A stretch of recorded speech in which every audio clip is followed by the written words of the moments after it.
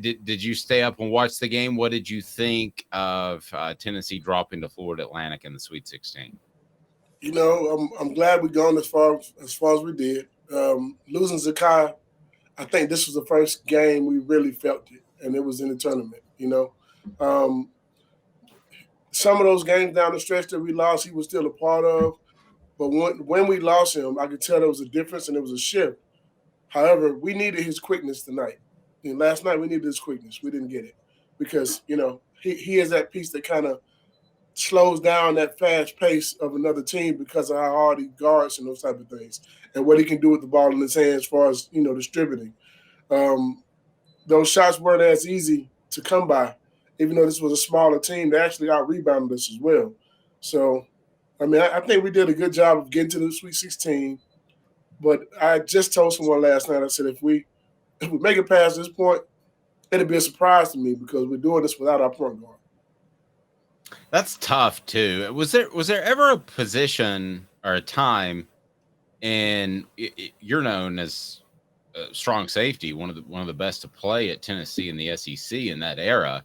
Was there ever a time where either Dion was out or maybe a corner was out and Steve Johnson or whatever the case may be, Dwayne Goodrich, where you had to play another position that you weren't as comfortable with? Because it just looked like Santiago Vescovi was not comfortable bringing the ball up the whole night and the whole tournament. I've never had that situation, but I've had to, go into nickelback, go to linebacker, and that's a different type of position as well. So, it's different. The one thing we always knew, though, we knew each other's limitations. And that's, you know what, this guy, he doesn't need to be on an island by himself. He's going to need inside help. Or this guy, I can leave him by himself. He'll be fine. Those are things you learn about your teammates throughout the year. And I think those guys kind of knew what they had and who they have, But I will say this, speed-wise, those guys were fast. They were quick. Yeah. They haven't lost a lot of basketball games. They're 34-3 for a reason. That's a really good basketball team. I thought so too, and they made Tennessee look slow at times. Yeah. They made us look slow, but like I said, Zakai changes that because of his quickness and his speed. It makes us look faster. Without having him, we don't look as fast. I know you ran track. Did you play ball as well as you play basketball? Yep, I did. Best dunk you could throw down? Just a one-hand hammer. One-hand hammer. That's all you need is the one-hand hammer. Hey, a dunk is a dunk. It's 2 points. I ain't trying to do anything else. I'm good. I'd love a one-handed hammer in my day at some point in my 49 years. Caleb, go ahead. Fred, before I ask the question, I got to say some good news for all the Vol fans in Atlanta. 2 weeks ago, they got to go to the Taylor Swift dance party like I talked about. But tonight, apparently... Didn't hear about it again. Go ahead. but tonight, Brian McKnight is in Atlanta, and that's perfect if you're depressed. If you're depressed, you can go see Brian McKnight and just be like, do-do-do-do-do-do. Yeah, I have no idea what music you're talking about. The one song he's gonna be singing for all the Tennessee fans, start us back at 1. Yeah, and then we got a whole new season to go. Hey man, good job, hey, start you back at 1. Yes, exactly. For next year, start over.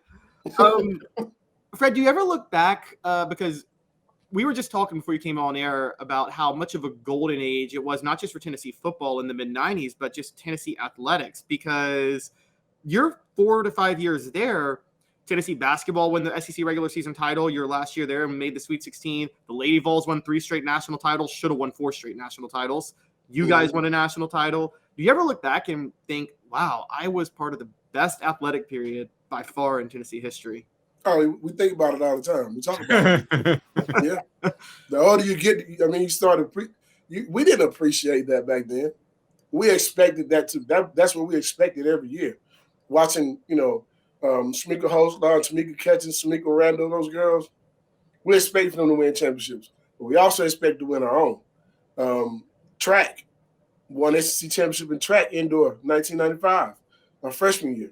So, we were good in almost every sport, and we expected it. But we didn't realize who we were actually on campus with until we got older. You know what I mean? Like when I showed someone some pictures last night, I was like, yeah, that's Shamika Holzclaw. And they were looking at me like y'all know each other? Like, yeah, I went to college with her. We came in the same year. You know, she's a really good friend.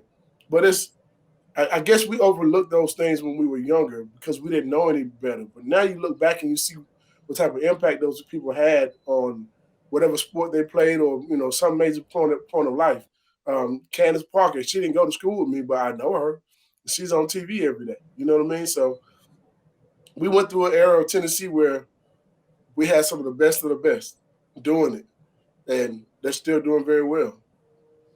I go back to that period, and somebody said that this is the golden age of Tennessee athletics, and I thought, no, I thought the same way you did. This is just the way it rolls. But you look at that 2001 season, they almost stumbled into the national championship game. I think a lot of that is what you guys, and I'm not just saying this because you're on, but the foundation that you laid that football was dominant, not just in the 98 season, but throughout the 90s, which brings me back to at the end of the day, Tennessee's a football school. And I think everything's going to kind of fall in line behind that, including basketball. When football is good, doesn't it make everything else a little bit easier?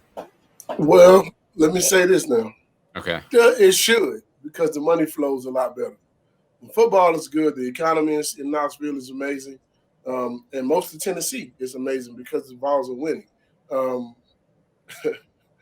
I can recall a stretch where been in Knoxville when I was in school, and our basketball team was not up to par because our football team had been rolling for a while. So, well, but it brought it along. They did get there. It brought it along. They did get there, but it was Fred, they were like the stepchild for a minute. You can say redheaded stepchild. I've got red hair. Both my parents are remarried. That's fine.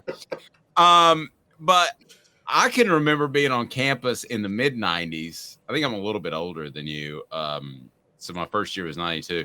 You weren't even sure there was a basketball game going on. Yeah. That's how bad they were at times. So I think people need to remember that because we've got a lot of people calling for Rick Barnes' job. I mean, that seems like, I don't know. Does that seem too strong or about right to you? It's hard for me to say that. I like Rick Barnes. And I will never in my life call for someone to be fired. I know what it feels like to get fired. So I don't want that. I don't want that feeling for no one. Okay?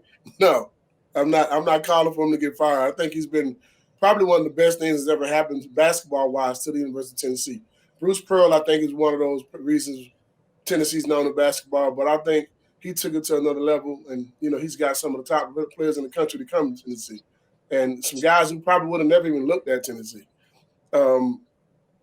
Do I think the game is changing? I think the game is changing. I think whoever wins this championship this year, pay attention to how their coaching style is, because that's what's winning over right now.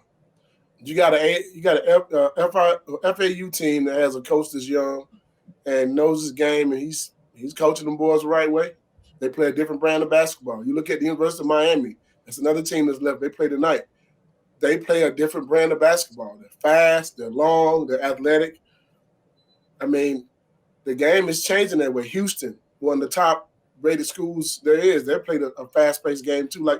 Just like we saw a change in the game with football, how it went from 3 yards in a cloud of dust and now everyone throws it all over the place. Basketball is coming along the same way. And those teams that are winning championships are the ones that can get up and down the court, and they can play a 90-something feet of defense. And if you can do those things, and we do a great job of that part of it. But I like for him to see him. I would like to see him let them just go play in the tournament, as opposed to coaching them so hard as a season. He coaches hard all season. Once you get to the tournament, let the boys play some. That's the only gripe I have. And I know he's a coach. He knows what more basketball than I've even thought about in my lifetime. He dreams it at night. So he got more basketball in his middle finger than I have in my brain. So a lot of fans are giving him the middle finger this morning. No, I'll say this about this basketball team. I'm surprised we made it this far without a point guard. Anyone who understands NCAA basketball, the team that wins the championship usually has their point guard and that point guard is usually what that driving force to winning the championship. I mean, You just go back as far as you want to go, and it's always about the point guard. You can go back last night, K-State. Yeah, that kid. Yeah, He just had an incredible. You got good guard playing in this tournament. If you got good guard playing in the tournament, you got a chance to win it. We got good guard play, but we were missing our top point guard. That's hard to win with that.